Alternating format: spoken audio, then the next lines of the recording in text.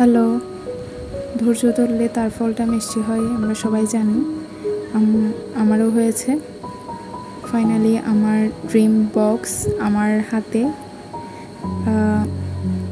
112 colours গোয়াশ colour and একটা গোয়াশ pad আর হিমি গোয়াশ spray finally আমার হাতে।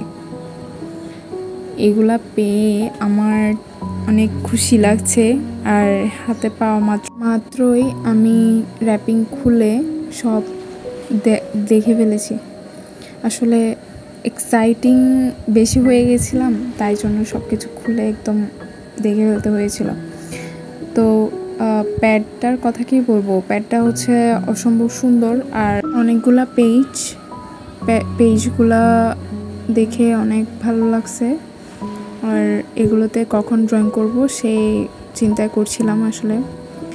দেন আসা যাক আমার হিমি গোয়াশ কালার্সগুলো খোলার জন্য। অনেক এক্সাইটিং হয়েছিলাম ভিডিও করার জন্য বসেছিলাম। আমি কালার্সগুলো খুলি নাই। কালারগুলা এত সুন্দর লাগছে, নিচে তো দেখা যাচ্ছিল, ওইভাবে দেখলাম আর কি। এগুলো তো খুলি নাই আমি।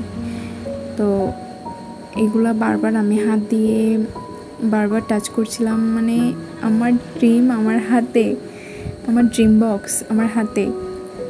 অনেক এক্সাইটিং একটা ব্যাপার, মানে তোমরা বুঝতে পারছো নিশ্চয়ই। আর কাপগুলো আমি তোলার চেষ্টা করছিলাম, বাট তুলতে পারছিলাম না।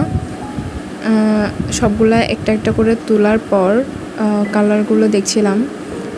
এগুলা অনেক স্মুথ, অনেক লাইট কালার, মানে সব কালার আছে। তারপরে আমার সবচেয়ে ফেভারিট পার্ট হলো এই ক্যাপগুলো খোলার পার্টটা। এটা অনেক স্যাটিসফাইং। আর আমি এক্সপ্লেন করতে পারবো না আমার কতটা ভালো লাগছিল এগুলো যখন খুলছিলাম। সব কালার আমি খুলিনি, কারণ আমি এখন কালার করব না, কোনো ড্রয়িং করব না, তাই সবগুলো খুলি নাই।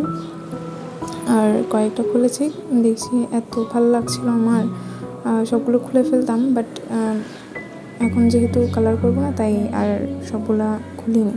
আমি কালার বক্স, গোয়াশ প্যাড আর হিমি স্প্রে এটা কোথা থেকে নিয়েছি আমি পেজে মেনশন করে দিতে, দেখে নিও।